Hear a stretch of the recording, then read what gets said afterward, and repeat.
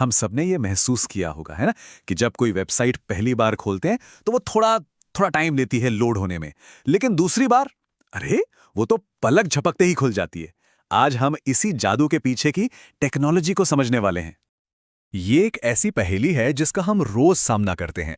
एक ही वेबसाइट पहली बार धीमी और फिर एकदम से तेज, ऐसा क्यों होता है? चलिए आज इस राज से पर्दा उठाते हैं। तो सबसे बड़ा सवाल यही है, आखिर वेबसाइट्स दूसरी बार विजिट करने पर लगभग तुरंत कैसे लोड हो जाती हैं? मजे की बात यह है कि इस सवाल का जवाब हमारे ब्राउज़र में ही छिपा हुआ है। ठीक है, तो इस पहेली को सुलझाते हैं। इसका जवाब एक बड़े ही सिंपल कॉन्सेप्ट में, जिसे हम मजाक में ब्राउज़र का फ्रिज कह सकते हैं। इसका असली टेक्निकल नाम है ब्राउज़र कैशिंग। देखिए, ये एक प्रोसेस है जिसमें वेब ब्राउज़र किसी वेबसाइट की कुछ ज़रूरी फाइलें, जैसे कि तस्वीरें, लोगो और कोड को हमारे ही डिवाइस पर, मतलब फ़ोन या लैपटॉप पर ही सेव कर लेता है। इसको समझने का सबसे अच्छा तरीका है फ्रिज का उदाहरण। सोचिए, हर बार कुछ पकाने के लिए हम बाजार तो नहीं भागते ना। कुछ ज़रूरी चीज़ें जैसे सब्जियां, मसाले हम फ्रिज में पहले से रखते हैं। ब्राउज़र कैशिंग भी बिल्कुल यही काम करता है। तो चलिए अब ज़रा और गहराई में जाके देखते हैं कि पहली विजिट और दोबारा विजिट करने में असल में होता क्या है। सारा खेल यहीं छिपा है। जब कोई वेबसाइट पहली बार खोली जाती है तो ब्राउज़र को सर्वर से सब कुछ मांगना पड़ता है, मतलब HTML फाइल्स, CSS, सारी की सारी इमेज, सब कुछ। ये ऐसा है जैसे पहली बार पूरा ग्रोसरी स्टोर जाकर सामान लाना। लेकिन दूसरी बार विजिट करने पर ब्राउज़र सबसे पहले अपने लोकल कैश यानी अपने फ्रिज में झांकता है। तो दोबारा विजिट का प्रोसेस कुछ ऐसा होता है।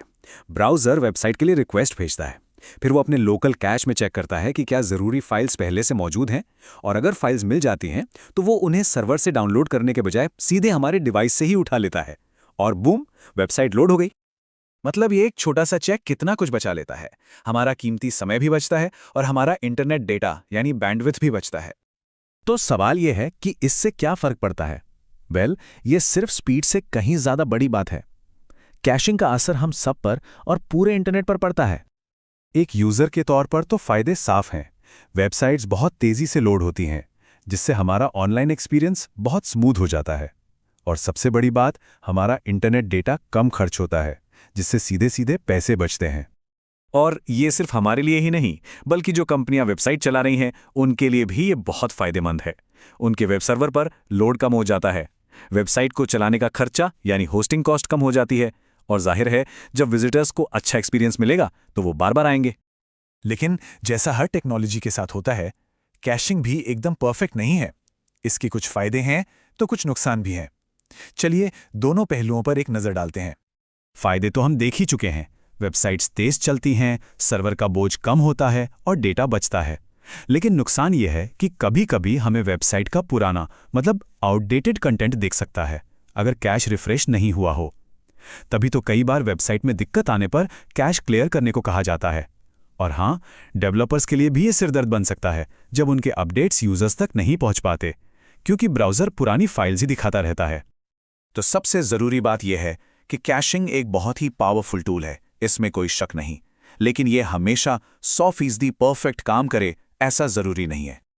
तो अब हम वापस अपने शुरुआती पहेली पर आते हैं और समझते हैं कि इस पूरी बातचीत से हमें क्या लेकर जाना है। किसी वेबसाइट का वो जो जादू है ना, वो जो तुरंत लोड हो जाने वाला मैजिक ट्रिक, वो असल में ब्राउज़र का कैश है, जो पर्दे के पीछे हमारे लिए सारी मेहनत कर रहा है। और ये हमें एक बड़े और दिलचस्प सवाल पर छोड़ जाता है, ऐसी और कौन-कौन सी अदृश्य तकनीकें हैं जो हमारी इस डिजिटल दुनिया को इतना आसान और इतना तेज़ बनाती हैं? सोचिएगा ज़रूर।